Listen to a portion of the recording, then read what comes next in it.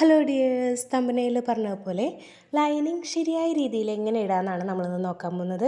ഇപ്പം ഞാനൊരു ബ്ലൗസിന് ലൈനിങ് ഇടുന്നതാണ് കേട്ടോ കാണിച്ചു തരുന്നത്. ഇത് നെക്ക് പോർഷനാണ്. നെക്കിൻ്റെ സെൻറ്ററിൽ നിന്നാണ് ഞാൻ സ്റ്റിച്ച് ചെയ്ത് പോന്നിരിക്കുന്നത്. അവിടെ ലൈനിങ് വെച്ചിട്ടുണ്ടെന്ന് തോന്നാത്ത രീതിയിലാണ്, അത്രയും പെർഫെക്റ്റായിട്ടാണ് നമ്മൾ രണ്ട് പീസും കൂടി ഒന്നിച്ച് വെച്ചിരിക്കുന്നത്. എന്നിട്ട് സെൻറ്റർ പോയിൻറ്റിൽ നിന്നാണ് ഞാൻ ഇങ്ങോട്ടേക്ക് സ്റ്റിച്ച് ചെയ്ത് പോന്നിരിക്കുന്നത്. ഷോൾഡറിൻ്റെ അവിടെ എത്തിക്കഴിയുമ്പോഴത്തേനും നമ്മളവിടെ നിർത്തിയിട്ട് നെക്സ്റ്റ് സൈഡ് ഇതുപോലെ തന്നെ സ്റ്റിച്ച് ചെയ്തെടുക്കുകയാണ്. നെക്കിൻ്റെ സെൻറ്ററിൽ നിന്നാണ് നമ്മൾ ഷോൾഡറിൻ്റെ അവിടേക്ക് സ്റ്റിച്ച് ചെയ്ത് വരുന്നത്. നിങ്ങളും ഇതുപോലെ തന്നെ ചെയ്ത് നോക്കണേ. പറ്റുമെങ്കിൽ നിങ്ങളൊന്ന് അയൺ ചെയ്തതിന് ശേഷം സ്റ്റിച്ച് ചെയ്ത് തുടങ്ങുകയാണെങ്കിൽ അത് നിങ്ങൾക്ക് വളരെ ഉപകാരമായിരിക്കും.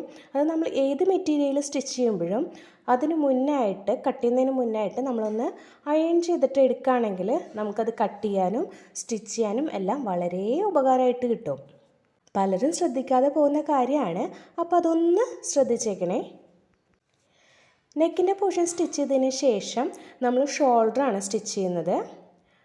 ഷോൾഡർ നമ്മൾ ഈ ലൈനിങ് കൊടുക്കുമ്പോഴത്തേനും നമ്മൾ ലോങ് സ്റ്റിച്ചിലിട്ടിട്ടാണ് സ്റ്റിച്ച് ചെയ്തെടുക്കുന്നത്. അപ്പോൾ നമുക്ക് വേഗം തന്നെ സ്റ്റിച്ച് ചെയ്തെടുക്കാൻ പറ്റും കേട്ടോ. പിന്നെ പരമാവധി വലിഞ്ഞു പോകുന്ന മെറ്റീരിയൽസ് ആകുമ്പോഴത്തേനും അതിന് കണ്ട രീതിയിൽ നമ്മളൊന്ന് പിടിച്ചു കൊടുക്കുക, അല്ലെങ്കിൽ ഒന്ന് പിൻ ചെയ്തതിന് ശേഷം സ്റ്റിച്ച് ചെയ്ത് പോരാം. ഷോൾഡർ കഴിഞ്ഞ് നമ്മൾ നേരെ സൈഡിലോട്ടാണ് പോന്നിരിക്കുന്നത്. പരമാവധി തുണികൾ വലിഞ്ഞു പോകുന്നത് ഒഴിവാക്കാനായിട്ട് നമുക്കിങ്ങനെ സ്റ്റിച്ച് ചെയ്തെടുക്കുമ്പോഴത്തേനും സാധിക്കുന്നതാണ്.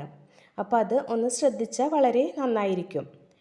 ഒരു സൈഡിൽ സ്റ്റിച്ചിങ് കഴിഞ്ഞ് കഴിയുമ്പോൾ നമ്മളതൊന്ന് മറിച്ചിട്ട് അപ്പറേ സൈഡും അതുപോലെ തന്നെ സൈഡ് പോർഷൻ സ്റ്റിച്ച് ചെയ്തെടുക്കുകയാണ്. അവസാനമാണ് നമ്മൾ താഴെ സ്റ്റിച്ച് ചെയ്യുന്നത് കേട്ടോ. ഇതിപ്പോൾ അടുത്ത സൈഡും കൂടി ഇതുപോലെ സ്റ്റിച്ച് ചെയ്തെടുക്കുകയാണേ. ചുളിവുകളുള്ള എല്ലാം പരമാവധി നിവർത്താം. നമ്മൾ അയൺ ചെയ്യാൻ പറയുന്നത് അതിന് വേണ്ടിയിട്ടാണ്. എന്നിട്ട് പിൻ ചെയ്തതിന് ശേഷം സ്റ്റിച്ച് ചെയ്ത് കൊടുക്കുക.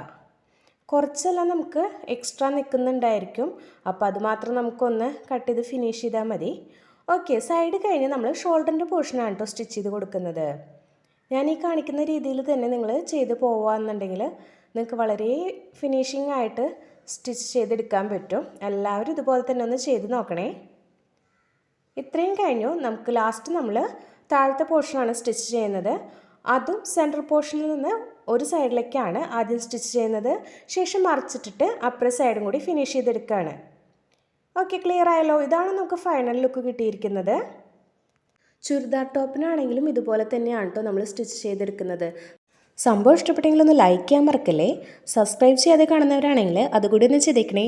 Thank you for watching.